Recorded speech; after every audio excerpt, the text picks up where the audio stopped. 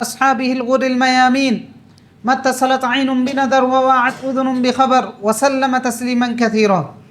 أما بعد فيا عباد الله أوصيكم بنفسي وإياكم التقوى، فإن الله عز وجل قال: يا أيها الناس اتقوا ربكم الذي خلقكم من نفس واحدة وخلق منها زوجها وبث منهما رجالا كثيرا ونساء واتقوا الله الذي تساءلون به والأرحام إن الله كان عليكم رقيبا. وقال تعالى: يا أيها الذين آمنوا اتقوا الله حق تقاته ولا تموتن إلا وأنتم مسلمون. وقال تعالى: يا أيها الذين آمنوا اتقوا الله وقولوا قولا سديدا يصلح لكم أعمالكم ويغفر لكم ذنوبكم ومن يطع الله ورسوله فقد فاز فوزا عظيما. আলহামদুলিল্লাহ, শুরুতে মহান আল্লাহ রব্বুল আলমিনের দরবারে কালিমাতুশ শুকর আদায় করে আলহামদুলিল্লাহ। আল্লাহ রব্বুল আলমিন আমাদেরকে তার সবচেয়ে বড় নিয়ামতের মধ্যে রেখেছেন, এই জন্য আলহামদুলিল্লাহ। সে নিয়ামতটা কি? সে নিয়ামতটা হচ্ছে ঈমান। আলহামদুলিল্লাহ, আল্লাহর জমিনে আল্লাহর বান্দাদের জন্য আল্লাহর পক্ষ থেকে দেওয়া সবচেয়ে বড় নিয়ামত হচ্ছে ঈমান। তো ঈমানদার শ্রেণীর অন্তর্ভুক্ত আমাদেরকে করেছেন, আলহামদুলিল্লাহ। কিন্তু এই নিয়ামতের যে সবচেয়ে বড় নিয়ামত, সেটা আমরা উপলব্ধি করি না বা সেটা আমরা ফিল করি না। বরং জাগতিক উপকরণগুলো বেশি পাইলে আমরা মনে করি যে না, আল্লাহ আমাকে বেশি নিয়ামতের মধ্যে রেখেছেন। ঈমানের সাথে থাকা এবং ঈমানের উপরে টিকে থাকার যে আমলগুলো আছে, সেগুলো করতে পারা সবচেয়ে বড় যে নিয়ামত, সেটা আমরা ফিল করি না। আমরা ফিল করি ভালো থাকা, ভালো খাওয়া, ভোগবিলাস, আইয়াসি এবং স্বাচ্ছন্দ্যময় জীবনযাপন। এটা হলে আমরা মনে করি যে না, আল্লাহ আমার প্রতি অনেক বড় অনুগ্রহ করেছেন, অনেক বড় নিয়ামত দিয়েছেন। আসলে বিষয়টা এমন নয়, বরং সবচেয়ে বড় নিয়ামত হচ্ছে মানুষের জন্য, এই ক্ষণস্থায়ী জীবনের জন্য সবচেয়ে বড় নিয়ামত হচ্ছে কি? ঈমান। কারণ এই নিয়ামত আমার ক্ষণস্থায়ী জীবনের, চিরস্থায়ী জীবনের গ্যারান্টি নির্ভর করবে। সেখানের ভোগবিলাস, সেখানের আইয়াসী জীবন, সেখানের সুখ শান্তি এই নিয়ামতের উপরে প্রাপ্ত হওয়া অথবা বঞ্চিত হওয়া নির্ভর করবে। আল্লাহ তাআলা বলেছেন, আল্লাযীনা ক্বালু রাব্বুনাল্লাহ সুম্মা ইসতাকামু, যারা আল্লাহকে রব হিসেবে মেনে নিয়েছে এবং ইস্তেকামত ছিল আল্লাহকে রব হিসেবে মেনে মৃত্যু পর্যন্ত, এরাই সে নিয়ামতটা পাবে। এবং এই সুসংবাদটা তাদেরকে মৃত্যুর সময় দিয়ে দেওয়া হবে। দলে দলে ফেরেশতারা এসে তাদেরকে মৃত্যুর সময় এই সুসংবাদটা দিবেন যে তুমি আল্লাহর প্রতি ঈমান এনেছিলা, ইস্তেকামত ছিল মৃত্যু পর্যন্ত। এই জন্য ফেরেশতারা দলে দলে এসে বলবে, তাতানাজ্জালু আলাইহিমুল মালায়েকা আল্লা তাখাফু, ভয় পেও না, ওয়ালা তাহজানু, চিন্তিত হইও না, ওয়া আবশিরু বিল জান্নাহ, জান্নাতের সুসংবাদ নাও। তো আলহামদুলিল্লাহ, আল্লাহ তাআলা ইচ্ছায় হোক অনিচ্ছায় হোক আমাদেরকে আল্লাহ রাব্বুল আলামিন সেই নিয়ামতের মধ্যে রেখেছেন, আলহামদুলিল্লাহ। এখন এটা আমরা ফিল করি না, এটা আমাদের ফিল করা উচিত কিনা? সর্ব অবস্থায় উচিত।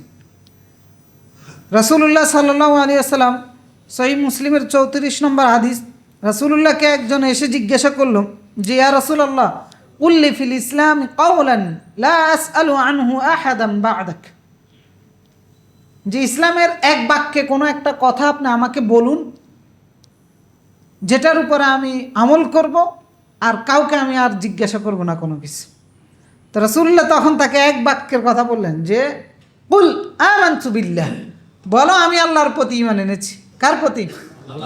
ফাস্তাকিম সুম্মা ইসতাকিম, এরপরে এটার উপরে প্রতিষ্ঠিত থেকো, মানে ঈমানের উপরে প্রতিষ্ঠিত থেকো, কোনো অবস্থাতেই ঈমান থেকে বিচ্যুত হইও না। তো সুতরাং এটাই যদি বলি যে এক বাক্যে সফলতা কি, সেটা হচ্ছে এইটা। যদি কেউ কাউকে জিজ্ঞাসা করেন, আমাকে জিজ্ঞাসা করেন, অথবা কোনো মুসলিমকে যদি জিজ্ঞাসা করা হয় যে এক বাক্যে যে সফলতা কি, তাহলে তাকে বলতে হবে এইটা, যে আল্লাহর প্রতি ঈমান আর এটার উপরে ইস্তেকামত থাকা, এটাই হচ্ছে সফলতা। আর যত কোয়ালিটি আছে সেগুলো নয়। কোয়ালিটি একজন মুমিনের, সেটা হচ্ছে যে আমানতু বিল্লাহি সুম্মা ইসতাকিম, আল্লাহর প্রতি ঈমান এবং এটার উপরে দৃঢ় থাকা, এটার উপরে প্রতিষ্ঠিত থাকা। তো এখন আমাদের ঈমান কিন্তু সেই মাত্রায় নাই। স্বাভাবিকভাবে আমাদের বাংলাদেশ বলেন, বেশিরভাগ এই দেশের মুসলমান হচ্ছে ভাষাভাষী মুসলমান, মানে স্রোতের সাথে চলা ওইরকম মুসলমান। বাপ মুসলমান, পরিবারের অন্যান্য সদস্যরা মুসলমান, পূর্বপুরুষরা মুসলমান ছিলেন, তারা নিজেদেরকে মুমিন দাবি করতেন, বাস ওইভাবেই চলতেছে। ইসলামের আনুষ্ঠানিকতাগুলো, কাজকর্মগুলো ঠিক ওইভাবেই চলতেছে, যেটা আমাদের স্রোতের মধ্যে চলতেছে, বাস ওই স্রোতের অনুকূলে যেটা করা যায় আমরা সেটা করতেছি। কিন্তু ঈমান তো এটার নাম নয়। ঈমান স্রোতের সাথেও চলবে, আবার স্রোতের প্রতিকূলেও দাঁড়িয়ে থেকে নিজেকে প্রমাণ করতে হবে যে আমি মুসলমান। দুই অবস্থাই হতে পারে। তা একজন সচেতন মুসলিম হিসাবে নিজের ঈমানের খবর রাখা এবং নিজেকে আল্লাহ যে বড় নেয়ামতটা দিয়ে রেখেছেন এইটার কদর করা আমাদের জন্য অনেক বেশি জরুরি। আর যেহেতু ঈমান একই অবস্থায় থাকে না, উঠানামা করে, ঈমানের যে ব্যারোমিটারটা আছে এটা কারোই কোনো স্থির থাকে না, কারো বাড়ে কারো কমে। তো এই সচেতন মুসলিমের দায়িত্ব কি তাহলে? ঈমানটাকে কি বাড়ানো নাকি কমানো? বাড়ানো। এই জন্য সবসময় সতর্ক থাকতে হবে যে আমার ঈমানটা বাড়তেছে কিনা, কমে যেন না যায়। ঈমানটাকে জীবন্ত করে রাখা, ঈমানটাকে বাঁচিয়ে রাখা, ঈমানটাকে বাড়ানোর ব্যবস্থা করা। এখানে ঈমানটা কি? ঈমানটা হচ্ছে রাসূলুল্লাহ বিভিন্ন ওলামাগণ যে সংজ্ঞাটা দিয়েছেন, স্বাভাবিকভাবে আমাদের বডির তিনটা পার্ট থাকে, একটা হচ্ছে জবান, একটা হচ্ছে অন্তর, আর একটা হচ্ছে শারীরিক অবয়ব কাঠামোগুলো। তো ঈমানও হচ্ছে এ পুরো বডির সাথে সংশ্লিষ্ট, জবানের সাথে, অন্তরের সাথে এবং শারীরিক অবয়বের যে অঙ্গ প্রত্যঙ্গগুলো আছে এগুলোর সাথে। অর্থাৎ এইগুলোর যত ক্ষেত্র আছে এত ক্ষেত্রের মধ্যে ঈমান আছে। আপনার বিশ্বাসের জায়গাতেও ঈমান আছে, আপনার জবানের জায়গায়ও ঈমান আছে, আপনার অঙ্গ প্রত্যঙ্গের জায়গাগুলোতেও ঈমান আছে। এই জন্য ঈমানের সংজ্ঞা দেওয়া হয়েছে ওয়া তাসদীক বিল কলব, অন্তরের বিশ্বাস, ওয়াল ইকরার বিল লিসান, জবানের স্বীকৃতি, ওয়াল আমাল বিল আরকান, অঙ্গ প্রত্যঙ্গের কাজগুলি, এটার নাম হচ্ছে ঈমান। তো এই তিনটার সমন্বয়ের নাম হচ্ছে ঈমান। আর আল্লাহ রাব্বুল আলামিন ঈমানকে একটা বৃক্ষের সাথে তুলনা দিয়েছেন এবং ওই বৃক্ষটাকে বলেছেন এটা পবিত্র বৃক্ষ। ওই বৃক্ষের কোয়ালিটিও আল্লাহ তাআলা উল্লেখ করেছেন। সূরা ইব্রাহিমের মধ্যে বলেছেন, আলাম তারা, আপনি কি খেয়াল করতেছেন না, কাইফা দারাবাল্লাহু মাসালান কালিমাতান তাইয়্যিবা, পবিত্র কালিমার দৃষ্টান্তটা আল্লাহ কিভাবে দিচ্ছেন। সেই পবিত্র কালিমা কোনটা? লা ইলাহা ইল্লাল্লাহ মুহাম্মাদুর রাসূল। আল্লাহ তাআলা তার রাসূলকে বলতেছেন, আপনি কি লক্ষ্য করেছেন এই পবিত্র কালিমার দৃষ্টান্ত, উদাহরণ আল্লাহ কিভাবে দিচ্ছেন? বলতেছেন যে কাশাজারাতিন তাইয়্যিবা, এটা একটা পবিত্র বৃক্ষের মতো, আসলুহা সাবিত, যার ভিত্তি অত্যন্ত মজবুত, ওয়া ফারউহা ফিস সামা, যার ঢালপালাগুলো আকাশে বিস্তৃতভাবে আছে। আমার বডির মধ্যে যদি ঈমান থাকে, আমার বডির দৃষ্টান্তটাও হবে ওইরকম পবিত্র বৃক্ষের মতো। আর আমার অঙ্গ প্রত্যঙ্গের ঈমানের নূরে, ঈমানের কারণে আমার অঙ্গ প্রত্যঙ্গের আমলগুলো হবে আকাশের ঢালের মতো বিস্তৃত, একবার আকাশ সমপরিমাণ বিস্তৃত। তো সেই ঈমানটাকে ধারণ করতে হবে, যে ঈমানের ভিত্তি আমার অন্তর মূলে একদম বৃদ্ধমূল থাকবে, যেটা গাছের শিকড়ের মতো থাকবে। আর এর প্রভাবগুলো দেখা যাবে আমার অঙ্গ প্রত্যঙ্গগুলোর মাধ্যমে, আমার চোখের মাধ্যমে, আমার হাতের মাধ্যমে, আমার পায়ের মাধ্যমে, আমার কাজের মাধ্যমে। তো তাহলে আমি সেই ঈমান নামক বৃক্ষের অধিকারী হতে পারবো।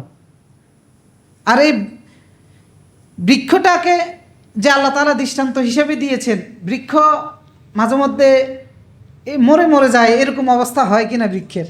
ভালো করে যত্ন না করলে, ডালপালাগুলো একটু ছাটিয়ে দিলে, এরপরে পানি দিলে, গাছটার যত্ন নিলে গাছটা অনেক সুন্দর হয় কিনা? হয়। রাসূলুল্লাহ সাল্লাল্লাহু আলাইহি ওয়াসাল্লাম ঈমানটা ঠিক এরকম।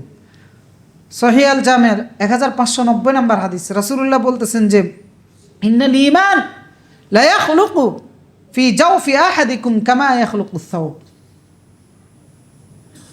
আমাদের জামা কাপড়গুলো পুরাতন হয়, জীর্ণ শীর্ণ হয় কিনা, রাসূলুল্লাহ বলতেছেন যে তোমাদের ভিতরে ঈমানটাও এরকম পুরাতন জীর্ণ শীর্ণ হয়ে যায়। তার মানে কারো ঈমান নষ্ট হয়ে যায়, পুরাতন হয়ে যায়, মরিচিকা পড়ে যায়।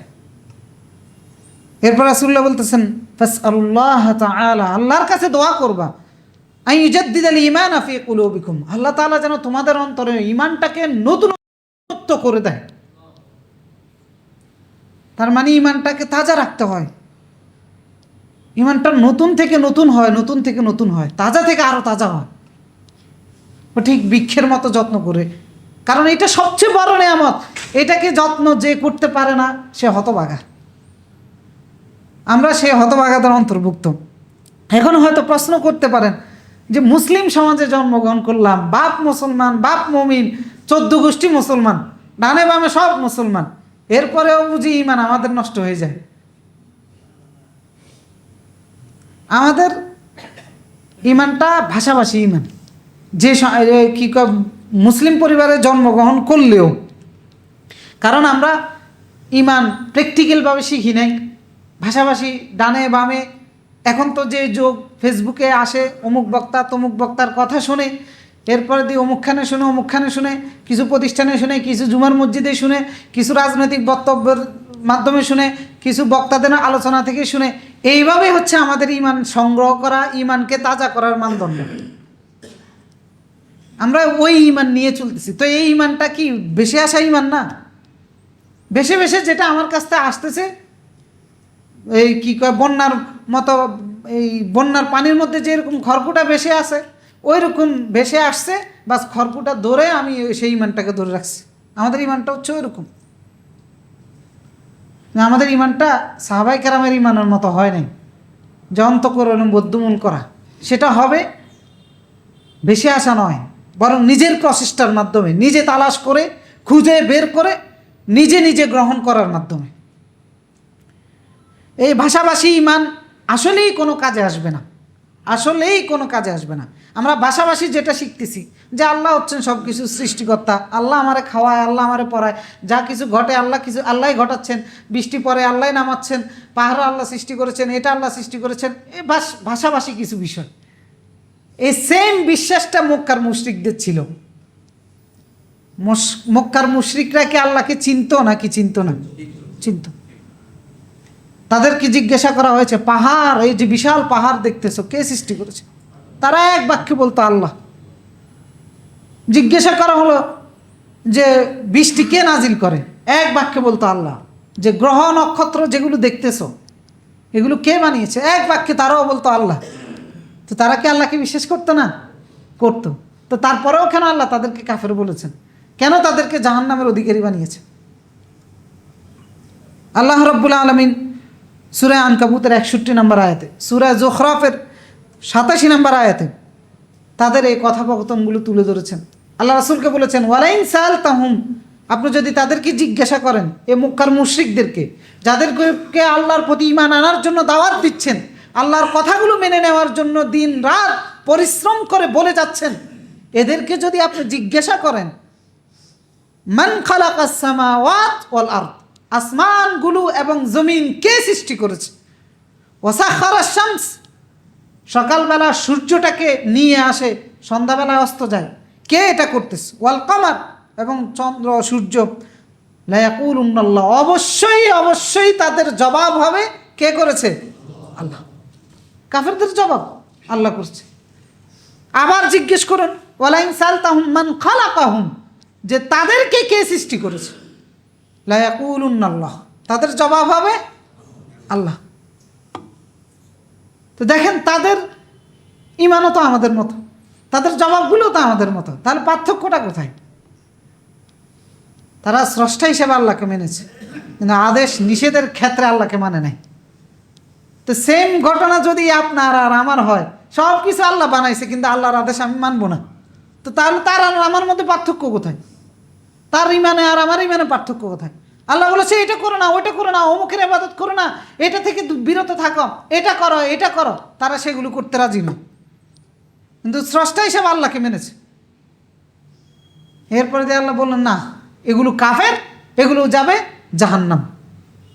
আর সেম চরিত্র যদি আমার থাকে তাদেরই মতো, তাহলে আমি কিসের ইমানদার? তাদের ইমানের এই ত্রুটির কারণে আল্লাহ রাব্বুল আলামিন তাদেরকে বললেন যে তোমরা যে ইমান এনেছো, যে ইমানের মানদণ্ড এমন হবে না, ইমানের মানদণ্ড হবে রাসূলুল্লাহর সাহাবীদের মতো। আল্লাহ রাব্বুল আলামিন তাদেরকে বললেন সূরা বাকারার 13 নম্বর আয়াতে যে ওয়াইদা কিলা লাহুম আমিনু কামা আমানান নাস, যে তাদেরকে বলুন ইমান আনো যেভাবে ইমান এনেছে সাহাবায়ে কেরাম। নিজের জান মাল দিয়ে আল্লাহর আদেশ নিষেধ পালন করার জন্য ঝাঁপিয়ে পড়তো। তোমরা এই সবতে রাজি নয়, সুতরাং তারা ইমানদার, তোমরা ইমানদার না। তো এখন আপনার আর আমার অবস্থাও তো সেম। আল্লাহর আদেশ আর নিষেধ কোনোটাই মানবো না, আর নিজেরই ইমানদার দাবি করে বসে থাকলে হবে? সেটা ইমান থাকবে? থাকবে না। আল্লাহ রাব্বুল আলামিন বললেন না, ইমানের মানদণ্ড হতে হবে সাহাবায়ে কেরাম যেভাবে ইমান এনেছে, কামা আমানান নাস, যেভাবে সাহাবীরা ইমান এনেছে ওইভাবে। এখন তারা জবাব দিল যে আনুমিনু কামা আমানাস সুফাহা, এরা তো বোকা, এই জনগোষ্ঠী তো বোকা, আমরা বুঝি তাদের মতো ইমানদার হব। কেন বোকা? কারণ হচ্ছে এরা আল্লাহর দোহাই দিয়ে নিজেকে অনেক কিছু থেকে বঞ্চিত করেছে, তা আমরা বুঝি তাদের মতো বোকা হব। এরা তাদের বাড়ি ছেড়েছে, এরা তাদের স্ত্রী সন্তান ছেড়েছে, এরা নিজেদের স্বার্থ ত্যাগ করেছে আল্লাহর আদেশের উপরে থাকার জন্য, আল্লাহর নিষেধের উপরে থাকার জন্য। নিজেদের কোনো পদবি ছিল সেটাকে ছেড়ে দিয়েছে আল্লাহর আদেশের উপরে থাকার জন্য, নিষেধের উপরে থাকার জন্য। নিজেদের কোনো সম্পর্ক ছিল ওই সম্পর্ককে পরিত্যাগ করেছে।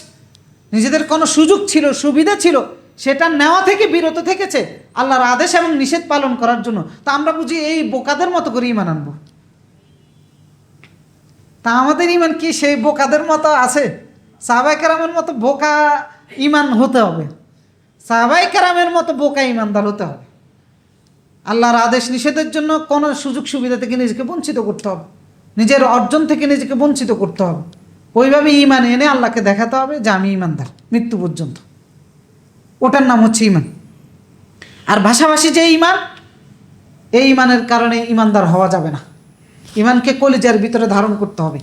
ভাষাভাষী ইমানদারগুলো আমরা যারা আছি আর কি, আমাদের ইমান ভাষাভাষী। আমি কেন বারবার বলতেছি, এর কারণ হচ্ছে আমাদের সমাজের যে সমস্ত ইমানদার, আমরা যে সমস্ত সেক্টরে আমাদের পরিভ্রমণ আছে, আমরা নেতৃত্ব দিচ্ছি, অথবা যতগুলো ক্ষেত্রে আমরা কাজ করতেছি ইমানদার হিসেবে, মুসলিম হিসাবে নিজেকে দাবি করে, যখন সেই ইমানদার ভাইটাকে বলি যে ভাই আপনি ইমানদার, আপনি মুসলিম, আপনি রাজনীতি করেন, তবে আপনার রাজনীতির এই বিষয়গুলো আপনাকে করা যাবে না আপনার ইমানের কারণে, তখন তিনি নিজেকে মুসলিম দাবি করেন, ইমানদার দাবি করেন, কিন্তু এইগুলো ছাড়তে রাজি নয়। এরকম আছে কি না? তো তাহলে কিসের ইমানদার? আবার যখন কোনো পেশাজীবী মানুষ, হয়তো ডাক্তার হতে পারেন, হয়তো অন্য কোনো পেশার মধ্যে আছেন, উকিল হতে পারেন, ব্যারিস্টার হতে পারেন, অথবা ব্যবসায়ী হতে পারেন, ওই সেক্টরে যখন ওনাকে অনুরোধ করা হয় যে ভাই আপনি আপনার পেশায় থাকেন, তবে এই কাজ থেকে বিরত থাকবেন, এটা করবেন, কারণ এটা ইমান বিরোধী কাজ, এটা থেকে বিরত থাকবেন, তখন তিনি বিরত থাকতে পারে না। তো তাহলে ইমানের পরিচয় কোথায়? আপনাকে তো আপনার যে সেক্টরে আছেন সেই সেক্টরে আপনার ইমান দেখাতে হবে। আপনি ব্যবসা করতেছেন, আপনাকে সততা দেখাতে হবে, প্রতারণা থেকে বিরত থাকতে হবে, কারণ এটাই ইমান। আপনাকে ওয়াদা প্রতিশ্রুতি রক্ষা করে চলতে হবে। আপনি যে দায়িত্ব পালন করতেছেন ওই দায়িত্বের মধ্যে আপনি অবহেলা করতে পারবেন না, আপনি অন্যায়ের আশ্রয় নিতে পারবেন না, স্বজন প্রীতি করতে পারবেন না, দল প্রীতি করতে পারবেন না। এটা ইমান। এটা যে শুধুমাত্র একটা ওয়ার্ডার বিষয়টা এটা না, এটাই ইমান। এর মাধ্যমেই প্রমাণ দিতে হবে যে আপনি ইমানের পথে আছেন। তা আমরা তো এগুলো পারি না। পারি? আমরা কি নিজের পেশাগত লাইফে গিয়ে এইভাবে চলতে পারি কিনা? নিজের স্বার্থটা, নিজের ক্যারিয়ারটাকে বিসর্জন দিতে পারি কিনা? নিজের যে ইনকামটা, এইটাকে আল্লাহর নিষেধের মাধ্যমে অর্জিত হচ্ছে, সেই কারণে লাথি মেরে ফেলে দিয়ে ইমানের উপরে টিকে থেকে দেখাতে পারি না। সাহাবায়ে কেরাম এটা দেখাতেন, যার কারণে আল্লাহ তাআলা মানদণ্ড বানিয়ে দিলেন যে আমিনু, ঈমান আনো বিমিথলি মা আমানতুম বিহি। সাহাবায়ে কেরাম যেভাবে ঈমান এনেছে ওইভাবে ফাকাদ ইহতাদাও, তাহলে হেদায়েতের পথে থাকবা। তো সুতরাং এই কারণেই বলতেছি যে এক একজন এক এক পেশায় আছি, এক একজন এক এক পদে আছি, এক একজন এক এক দায়িত্বে আছি, কিন্তু যখন সেখানে নিজের স্বার্থ এসে দাঁড়িয়ে যায় তখন চিন্তা করি না যে আল্লাহর আদেশ আছে অথবা আল্লাহর নিষেধ আছে, আর এই আদেশ পালন করার মাধ্যমে, এই নিষেধ থেকে বিরত থাকার মাধ্যমে আল্লাহ আমার ইমানের পরীক্ষা নিচ্ছেন, আল্লাহ আমাকে জানিয়ে দিচ্ছেন বা তিনি জেনে নিচ্ছেন আমি ইমানদার কিনা। সেই মানদণ্ডে আমরা উত্তীর্ণ হতে পারি না। তো তাহলে যদি উত্তীর্ণ হতে পারতাম তাহলে নিয়ামতের কদরটা হতো। এই যে প্রথমে বলেছিলাম যে সবচেয়ে বড় নিয়ামতটা পেয়েছি, নিয়ামতের কদরটা কিভাবে করবেন? এই নিয়ামতের কদরটা হবে তখন এইভাবে, এমনি মুখে বলে দিলাম যে হ্যাঁ সবচেয়ে বড় নিয়ামত পেয়েছি, না, এই নিয়ামতটাকে টিকিয়ে রাখতে হবে এভাবে। ঈমান নামক যে বৃক্ষের অধিকারী হয়েছি, এই বৃক্ষটাকে বাঁচিয়ে রাখতে হবে এভাবে। ঈমানটা জীর্ণ শীর্ণ হয়ে যায় এই বিভিন্ন কাজকর্মের ক্ষেত্রে, যখন আল্লাহর আদেশকে তোয়াক্কা করি না, নিষেধকে তোয়াক্কা করি না, বাস ক্ষয় হতে হতে এক সময় দেখা যায় যে ঈমান শূন্য হয়ে যায়, একজন ব্যক্তি একদম ঈমান হারাই হয়ে যায়। তো সেজন্য ঈমানটাকে কলিজায় ধারণ করতে হবে, নিজের কাজকর্মে, কথাবার্তার মাধ্যমে, অঙ্গ প্রত্যঙ্গ সবগুলোর মাধ্যমে ধারণ করতে হবে। শুধু মুখে এসে বললাম যে মুসলমান হয়ে গেলাম, ঈমানদার হয়ে গেলাম, এর মাধ্যমে ঈমানদার হওয়া যাবে না। আরবের অসংখ্য মানুষ যারা ইসলাম গ্রহণ করেছেন ওদের ভাবখানাও এরকম ছিল, কারণ ইসলামের জয় জয়কার ধ্বনি, চতুর্দিকে মানুষ ইসলাম গ্রহণ করতেছে। তো ঠিক এই সময়ে অনেক মানুষ ভাষাভাষী মুসলমান হয়ে গেছে, মানে স্রোতের অনুকূলে থেকে মুসলমান হয়ে গেছে। তো এদের ভাবখানা হচ্ছে যে এমন যে আমি তো ইবাদত করতেছি, আমাদের ভাবখানা যে এরকম আর কি, আমি তো ইবাদত করতেছি, আমি তো দান সদকা করতেছি, আমি তো মুসলমান দাবি করি নিজকে, ইসলামিক আনুষ্ঠানিকতাগুলোও করি, আর ভাবখানা হচ্ছে এমন যে এগুলোর মাধ্যমে মনে হচ্ছে যেন আমি ইসলামকে ধন্য করে ফেলেছি। মানে আমার মতো এত বড় পদের অধিকারী, আমার মতো এত বড় নেতা ইসলামের পক্ষে এই কথা বলেছে, ইসলামী পোশাক ধারণ করেছে, ইসলামী লেবাস ধারণ করেছে, ইসলামী রাজনীতি করতেছি, সুতরাং ইসলামের আমার চাইতে বড় অবদান কার? আমাদের ভাবখানা হচ্ছে এরকম। তো এইরকম ভাবখানা, এরকম ভাবসাব ইসলামের প্রাথমিক যুগে যখন রাসূলুল্লাহ বিভিন্ন যুদ্ধে বিজয় লাভ করতেছেন, দলে দলে মানুষ ইসলামে আসতেছে, ওই সময় এরকম অসংখ্য মুসলমানের এরকম ছিল, যার কারণে তারা যখন রাসূলের দরবারে আসতো তাদের বাহ্যিক এই আচরণ দেখে আল্লাহ রাব্বুল আলামিন কোরআনের আয়াত নাজিল করেছেন সূরা হুজরাতের মধ্যে, যে ক্বালাতিল আরাবু আমান্না, যে বেদুইনগুলো চতুর্পাশ থেকে আসে, যারা নিজেদেরকে ঈমানদার হিসেবে দাবি করে, এরা আপনার কাছে এসে বলে যে আমরা ঈমানদার।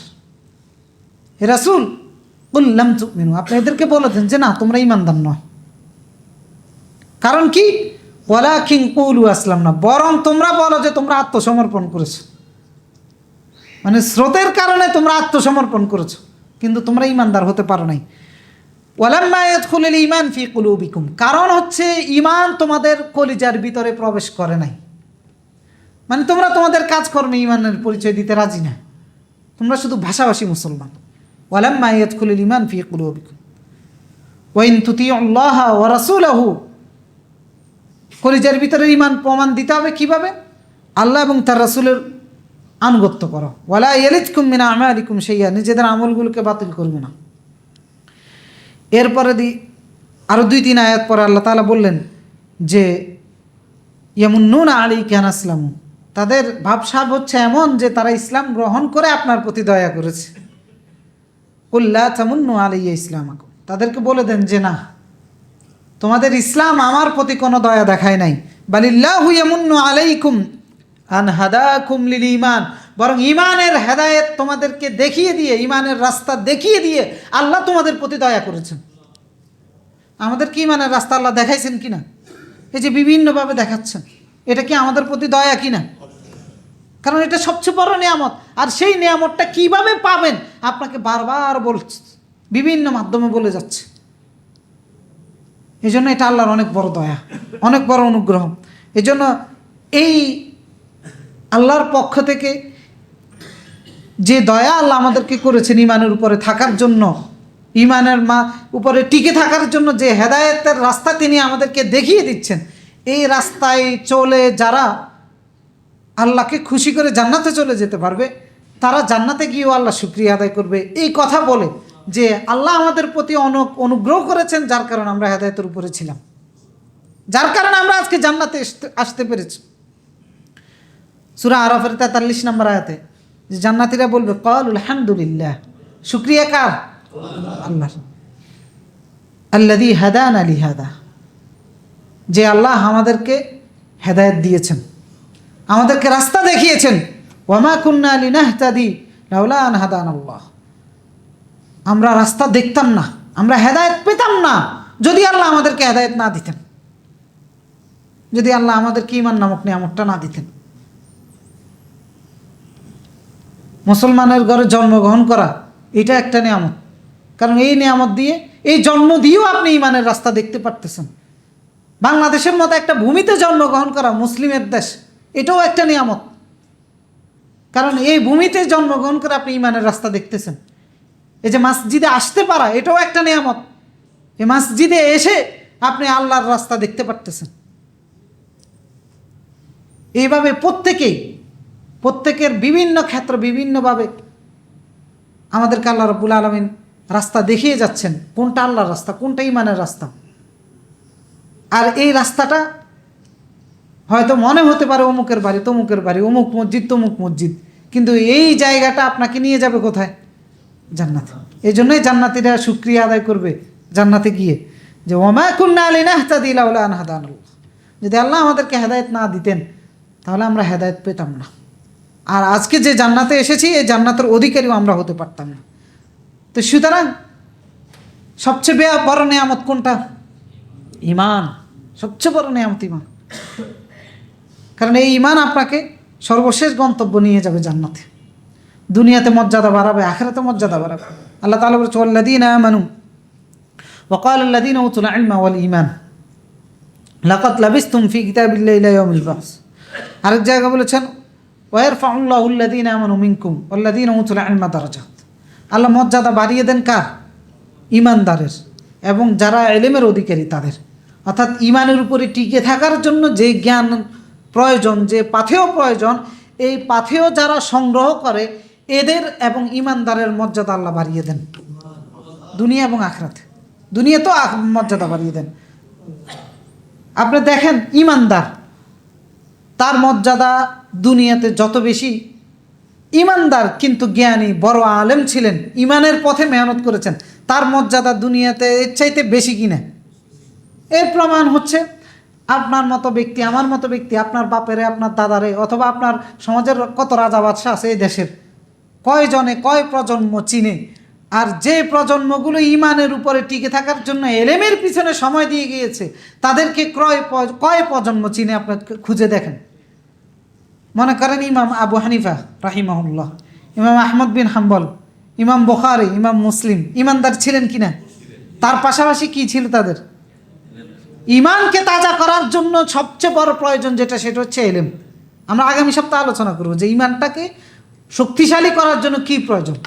তো ঈমানটাকে শক্তিশালী করার জন্য সবচেয়ে বেশি প্রয়োজন হচ্ছে ইলম। এই লোকগুলো ঈমানদার ছিলেন, তার পাশাপাশি তাদের ঈমানটা এত মজবুত ছিল যে তাদের জ্ঞানের উপরে ভিত্তি করে পরবর্তী প্রজন্মদের ঈমান দাঁড়িয়েছে, যার কারণে এদের মর্যাদা একবারে দেখবেন পৃথিবী ধ্বংস হওয়া পর্যন্ত থাকবে। আমাকে আপনাকে কেউ স্মরণ করবে না হয়তোবা, কিন্তু ইমাম বুখারীকে স্মরণ করবে কিনা? কথায় কথায় বলবে, প্রতি কথায় কথায় বলবে, মানুষের মন থেকে দোয়া আসবে। তা আল্লাহ তাহলে মর্যাদা বাড়িয়েছেন কিনা? ওয়া ইয়ারফাউল্লাহুল্লাযীনা আমানু মিনকুম ওয়াল্লাযীনা উতুল ইলমা দারাজাত। আল্লাহ বলেছেন আল্লাহ ঈমানদারের মর্যাদা বাড়িয়ে দেন এবং যাদেরকে তিনি জ্ঞান দান করেছেন তাদের মর্যাদাও বাড়িয়ে দেন। তো সুতরাং আমাকে জ্ঞানী হতে হবে, আমার ঈমানটাকে তাজা করার জন্য জ্ঞানী হতে হবে। আমি যদি সেই জ্ঞানের কিছু নমুনা আমার পরবর্তী প্রজন্মের জন্য রেখে যেতে পারি, অন্ততপক্ষে আমার পরবর্তী প্রজন্ম আমাকে স্মরণ করবে। তাহলে এত বড় একটা নিয়ামত যদি কদর না করতে পারি, এটা কি আমার কাছে থাকবে নাকি আল্লাহ নিয়ে যাবেন? নিয়ে যাবেন। কারণ নিয়ামতের কদর না করতে পারলে সেই নিয়ামত থাকে না। লাইন শাকারতুম লাযীদান্নাকুম ওয়া লাইন কাফারতুম ইন্না আযাবি লাশাদীদ। আল্লাহর কৃতজ্ঞতা আদায় করলে আল্লাহ আবার বাড়িয়ে দেয়, আর অকৃতজ্ঞ হলে কি করে? কঠিন শাস্তি দেয়। একজন ইমানদারের কাছ থেকে ইমান চিনিয়ে নেওয়া, এটার চাইতে বড় শাস্তি তার জন্য আর কি আছে? আর কিচ্ছু নাই। ইমানদারের ঘরে জন্মগ্রহণ করেছেন, ইমান থেকে বঞ্চিত হয়েছেন, আপনার মতো হতভাগা আর কেউ নেই। যেন অসংখ্য মানুষ দেখবেন, বড় আলেমের সন্তান সবচেয়ে বড় জালেমও হয় কি না? হয়। সবচেয়ে বড় হতভাগা, কারণ কদর করে নাই, আল্লাহ নিয়ে নিয়েছেন। বাংলাদেশের বড় বড় নাস্তিকগুলো বড় বড় আলেমের সন্তান ছিল। এ শাহরিয়ার কবিরও একজন বড় আলেমের সন্তান ছিল। কদর করে না, ইমানের পাত্তা দেয় না। অসংখ্য মানুষ আছে ইমানের পাত্তা দেয় না, ইসলামের পাত্তাই দেয় না, মানে কিচ্ছু মনে করে না, অপশনাল বিষয় মনে করে। আপনার যে অবহেলা, এই অবহেলার কারণে এই সবচেয়ে বড় নিয়ামতটা আল্লাহ আপনার কাছ থেকে কেড়ে নিবে। কেড়ে নিয়ে যার ফাঁদের মধ্যে পড়ে আপনি ইমান থেকে বঞ্চিত হয়েছেন, আল্লাহ হয়তো বা দেখা গিয়েছে তাকে ইমানের অধিকারী করে দিবেন। এরকমও অসংখ্য দৃষ্টান্ত আছে। এই জন্য নিয়ামতটাকে কদর করতে হবে। যদি কদর না করি, আল্লাহ তাআলা আমাকে যে জায়গায় বসিয়েছেন ভালো ইমানদার হওয়ার জন্য, ওই জায়গা থেকে বসিয়ে উঠিয়ে আরেকজনকে বসিয়ে দিবেন এই জায়গায়, যেন সে ভালো ইমানদার হতে পারে। কারণ আল্লাহ তাআলা এই ওয়াদা অসংখ্য জায়গায় করেছেন। সূরা আন-নিসার 133 নম্বর আয়াত, আনআমের 133 নম্বর আয়াত, এবং সূরা ইব্রাহিমের 19 নম্বর আয়াত, ফাতিরের 15 থেকে 17 নম্বর আয়াত।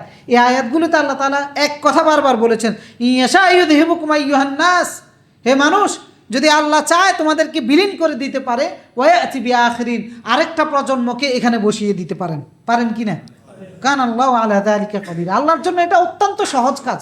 আপনি মসজিদের মুসল্লি আজকে, কিন্তু এটাকে যদি আপনি কদর না করেন, আল্লাহ আপনাকে মসজিদের মুসল্লির থেকে নাম কেটে দিয়ে যেই বেটা মসজিদে আসে না তাকেও মসজিদে এনে দিতে পারেন। তো তখন কল্যাণটা কার জন্য হবে? তার জন্য। বঞ্চিত হবেন আপনি। সুতরাং আল্লাহ তাআলা আমাদেরকে সবচেয়ে বড় নিয়ামত দিয়েছে ঈমান। এটাকে ধারণ করতে হবে, গুরুত্ব দিতে হবে। আপনার সন্তানের জন্য গুরুত্ব দিতে হবে, সন্তানকে শিক্ষা দিতে হবে, ঈমানটাকে তাজা করার ব্যবস্থাটা করতে হবে, এই নিয়ামতের কদর করার ব্যবস্থা করতে হবে। কারণ আল্লাহ যত নিয়ামত দিয়েছেন, পরিপূর্ণ নিয়ামত হচ্ছে ঈমান। নিয়ামতের পূর্ণতা দিয়েছেন আল্লাহ তাআলা ঈমানের মধ্যে। কারণ যেদিন আল্লাহ তাআলা ইসলাম পরিপূর্ণ করে দিয়েছেন, সেই দিন আল্লাহ তাআলা বলেছেন, আনআমতু আলাইকুম নি'মাতি, তোমাদের উপর আমার নিয়ামত শেষ করে দিয়েছে, মানে পূর্ণ করে দিয়েছে, একদম পরিপূর্ণ, আর কোনোটা বাকি নেই। সেটা হচ্ছে ইসলামের পূর্ণতা। ওয়া রাদিতু লাকুমুল ইসলাম দীনা, আর আমিও খুশি হয়ে গেছি ইসলামটা তোমাদেরকে দিতে পেরে। তো সুতরাং সেটা বিনা প্রার্থনায় আল্লাহর কাছ থেকে পেয়েছি, আলহামদুলিল্লাহ, আল্লাহ তাআলা আমাদেরকে দিয়েছে। এটার কদর করা। আপনি যে সেক্টরেই কাজ করেন না কেন, যেই কাজে আপনি করেন না কেন, ওই কাজে, ওই কর্মে, ওইখানে কথায়, কাজে, আচরণে আপনার ঈমানের পরীক্ষা হচ্ছে। বাস আপনি সেখানে ঈমানের পরিচয়টা দেন, তাহলেই আপনার ঈমানের কদর হয়ে যাবে। হ্যাঁ, সেখানে ওইটাকে হ্যান্ডেল করতে গিয়ে অনেক কিছু থেকে আপনাকে বঞ্চিত হতে পারে, অনেক কিছু থেকে আপনি নাও পাইতে পারেন, অনেক প্রাপ্তি থেকে আপনি বঞ্চিত হতেও পারেন। কিন্তু সেই বঞ্চিত হওয়া বড় ধরনের কোনো বঞ্চিত হওয়া নয়, বরং ওই বঞ্চিত হওয়াটাই আপনাকে এগিয়ে নিয়ে যাবে অনন্ত জীবনের সফলতার দিকে।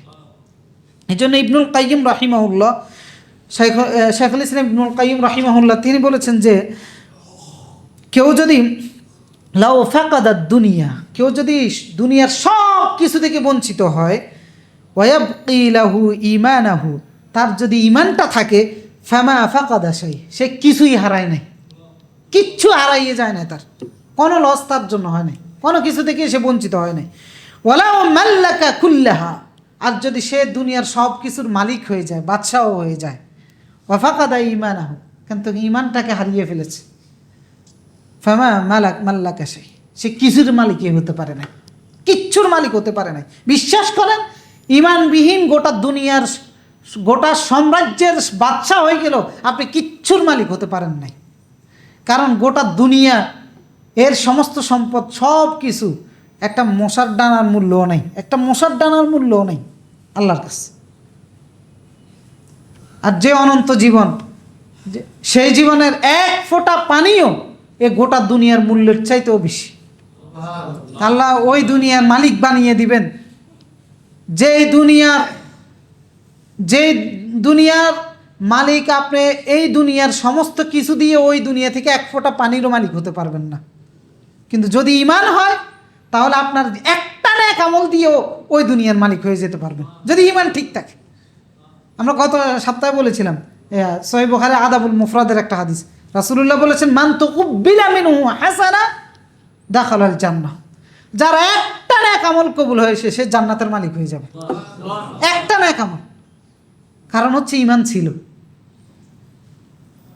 তো তাহলে দেখেন ঈমানের মূল্যটা কোথায়। রাসূলুল্লাহ বলে, লাউ কানাত দুনিয়া তাজিনু ইনদাল্লাহি জানাহা বাউদা, দুনিয়ার মূল্য যদি আল্লাহর কাছে একটা মশার ডানার সমমূল্য হতো, মা সাকা কাফিরাম মিনহা শুরবাতাম মা, কোন কাফেরকে আল্লাহ রাব্বুল আলামিন এক ফোঁটা পানিও খেতে দিতেন না, এক ফোঁটা পানি।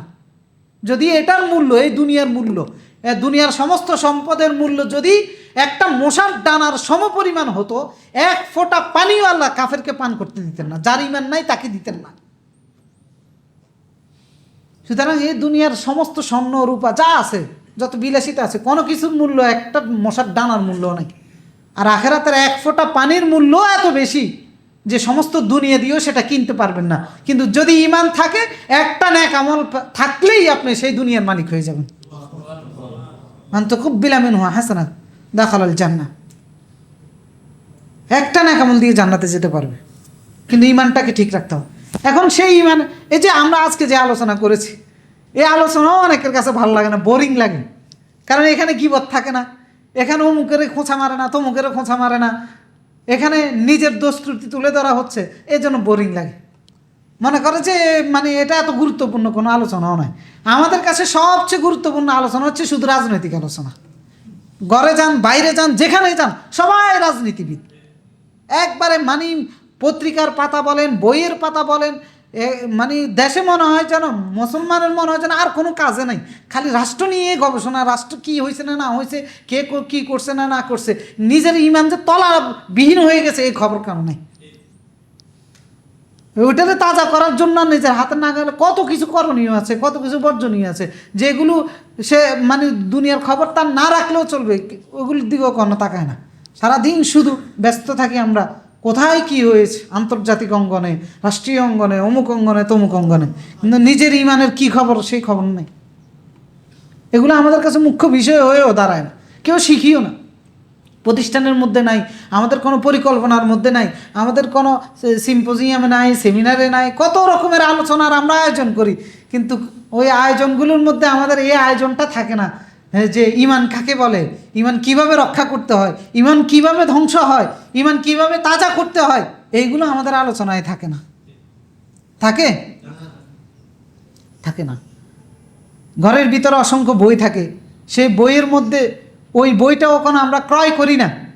বই মেলার মধ্যে কয়টা বই দেখাইতে পারবেন আপনি যে ওই বই মেলার মধ্যে আপনার ঈমান তাজা করার একটা বই উপস্থাপন হয়েছে, লিখছে, অথবা মিডিয়ার মধ্যে বলতেছে অমুক ঈমান নিয়ে একটা বই লিখেছেন?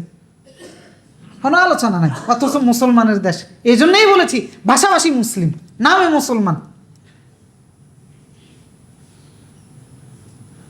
তো সুতরাং আমাদের আলোচনার আজকের মূল বিষয়টা হচ্ছে এইটা, যে ঈমানের গুরুত্বটা বোঝা, যে কত বড় নেয়ামতের অধিকারী আপনি আমি হয়েছি বিনা অ্যাপ্লিকেশানে আল্লাহর কাছ থেকে, সেই নেয়ামতটাকে কদর করা। আল্লাহ তাআলা ঈমান নামক নেয়ামতের কদর বুঝে ঈমানকে যেন রক্ষা করতে পারি, তাজা করতে পারি, এবং ঈমানের উপরে যেন টিকে থাকতে পারি, সেই মন মানসিকতার যোগ্যতা আমাদের সকলকে দান করুন। আকুলু কওলি হাদা আস্তাগফিরুল্লাহল আযীম লি ওয়া লাকুম ফাস্তাগফিরুহু ইয়াগফির লাকুম ইন্নাহু হুয়াল গফুরুর রাহিম।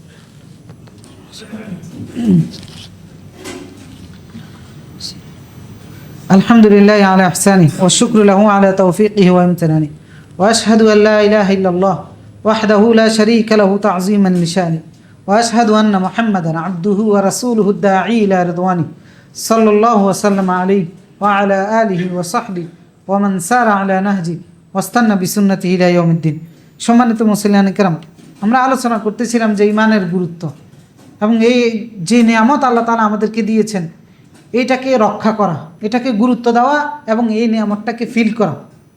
কারণ এই নিয়ামতটা এতটাই গুরুত্বপূর্ণ, একজন মানুষ যদি সারা জীবন নানান রকমের পাপকর্ম করে যায়, তার অন্তঃকরণে ওই যে বৃক্ষ বলেছি, তার গোড়ার যদি একটা মানে অন্তঃকরণের মধ্যে যদি ইমানের সামান্য নমুনাও থাকে, আল্লাহ তাআলা ওই সমস্ত পাপী ব্যক্তিকেও আল্লাহ তাআলা এই সামান্য ইমান ধারণ করার কারণে জান্নাত দিবেন।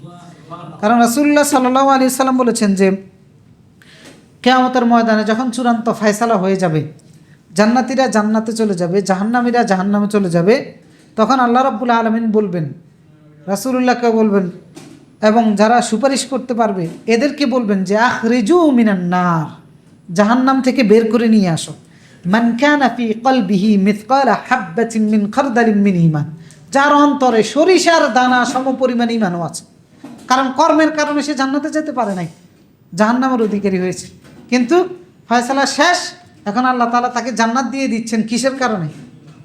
কারণ অন্তরের মধ্যে ওই যে বদ্ধমূল বৃক্ষ গোড়াটা রোপণ করেছে লা ইলাহা ইল্লাল্লাহ, ওইটার মানে নষ্ট হতে হতে হতে সামান্য একটু ছিল, আর সেটার পরিমাণ হচ্ছে একদম সরিষার দানা সম পরিমাণ। আল্লাহ তাআলা তখন রাসূলকে বলবেন যে যান, নিয়ে যান এটারে জাহান্নাম থেকে কোথায়? জান্নাতে নিয়ে যান। সুতরাং ঈমান নামক এই জিনিসটা কত বড় নেয়ামত। দেখেন এইটাকে বাঁচিয়ে রাখা কেন প্রয়োজন? এই সামান্য এতটুকু নিয়েও যদি আমরা যাইতে পারি, জাহান্নামের আগুন থেকে বাঁচার সুযোগ আমাদের রয়েছে। সুতরাং তাহলে আমার জীবনের সবচেয়ে বড় গুরুত্বপূর্ণ জিনিস কোনটা? ঈমান। সেই ঈমানটা আমাকে শিখতে হবে, সেই ঈমানটাকে আমাকে রক্ষা করতে হবে। আমি যার কল্যাণ চাই তাকে আমাকে ঈমান শিখাইতে হবে। আমি আমার পরিবারের সদস্যের কল্যাণ চাই, আমি আমার ছেলের কল্যাণ চাই, আমি আমার মেয়ের কল্যাণ চাই, আমার মেয়েকে, আমার ছেলেকে, আমার পরিবারের সদস্যদেরকে ঈমানের শিক্ষা দিতে হবে। যাদের কাছে গেলে ঈমান শিখতে পারবে, যেখানে পড়লে ঈমান শিখতে পারবে সেখানে পড়াইতে হবে। যার বক্তব্য শুনলে ঈমান শিখতে পারবে তার বক্তব্য শুনাইতে হবে। তার পিছনে ঘুরলে ঈমান শিখতে পারবে, তার পিছনে লেলিয়ে দিতে হবে সন্তানকে। যার পিছনে ঘুরলে যে ঈমান হারা হয়ে জাহান্নামে যাবে, ওদের কাছ থেকে বাঁচিয়ে রাখতে হবে। এই জন্য আল্লাহ তাআলা বলেছেন ইয়া আইয়ুহাল্লাযীনা আমানু কু আনফুসাকুম ওয়া আহলিকুম নারা, জাহান্নামের আগুন থেকে নিজেকে রক্ষা করো। আর কাকে রক্ষা করো? নিজের আহালকে, মানে হচ্ছে ঈমান রক্ষা করার মাধ্যমে। তো সুতরাং আর যত কিছু আছে আমাদের বাঁচার জন্য প্রয়োজন, সেগুলো আমাদের অপশনাল, সেগুলো আমরা পেতেও পারি, নাও পেতে পারি। সেগুলো থেকে আমরা বঞ্চিত হলেও কিছু যায় আসে না, দান বাক্সগুলো একটু চালিয়ে দেন। আর যদি ঈমান থেকে বঞ্চিত হয়ে যায়, তাহলে বুঝতে হবে আমি সব কিছু হারিয়ে ফেললাম। কারণ আমার এই জীবন 60 বছর, 70, 80, 90, 100 যাই বলি না কেন, এটা একটা রাস্তা পার হওয়ার মতো। রাসূলুল্লাহ বলেছেন এটা একটা রাস্তা পার হওয়ার মতো।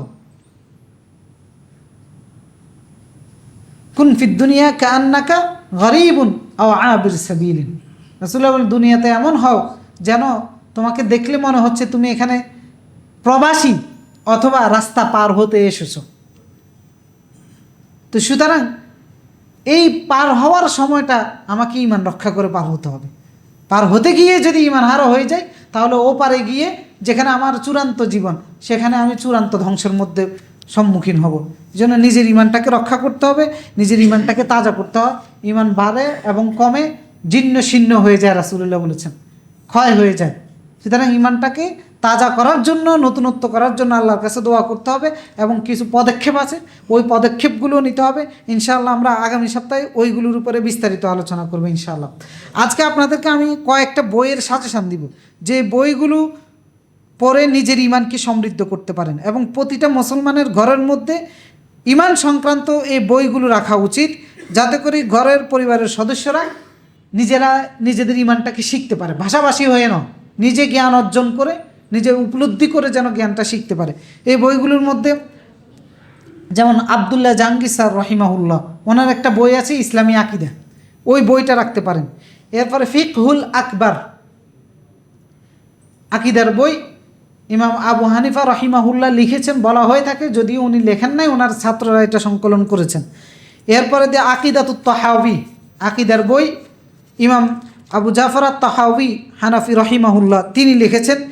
এরপরে আকিদাতুল ওয়াসাতিয়া, এরপরে কিতাবুত তাওহীদ, এই বইটা অ্যাভেলেবেল আছে, এগুলো নেটের মধ্যে গেলেও পাবেন, রকমারি.com-এর মধ্যে গেলেও পাবেন, যে কোনো লাইব্রেরিতে গেলেও পাবেন যে আকিদা সংক্রান্ত এই বইগুলো।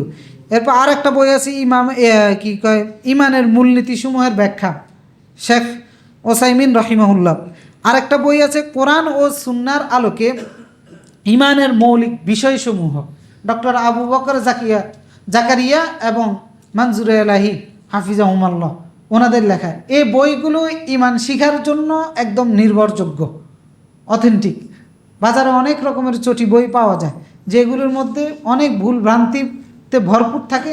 এই বইগুলো আপনার ঘরে সংগ্রহ করে এগুলো পড়ার মাধ্যমে নিজের ইমানটাকে তাজা রাখতে পারেন, এবং যেহেতু এলেমের মাধ্যমে এই ইমানটা তাজা করার সবচেয়ে বড় উপাদান এলেম, তো সেই এলেম এই বইগুলো পড়ার মাধ্যমে নিজেকে সমৃদ্ধ করতে পারেন, নিজের ইমানটাকে রক্ষা করতে পারেন, পরিবারকে ইমান শিক্ষা দিতে পারেন, আকীদা শিক্ষা দিতে পারেন, এবং নিজের সবচেয়ে বড় যে নেয়ামত, এই নেয়ামতটার কদর শিখতে পারবেন এই বইগুলো অধ্যয়ন করার মাধ্যমে। আল্লাহ তাআলা আমাদেরকে এগুলো বুঝে আমরা যেন সিদ্ধান্ত নিতে পারি এবং নিজের ইমানকে রক্ষা করতে পারি, নেয়ামতের কদর যেন করতে পারি, আল্লাহ আমাদেরকে সেই তৌফিক দান করুন। আমরা আল্লাহর কাছে প্রার্থনা করি আল্লাহ রাব্বুল আলামিন আমাদের ইমানটাকে যেন তাজা করে দেন। আমাদের কাছে সবচেয়ে প্রিয় যে জিনিসটা সেটা হচ্ছে ইমান, এই ইমানকে যেন তিনি আমাদের কাছে সবচেয়ে ভালোবাসার জায়গা হিসাবে তৈরি করে দেন।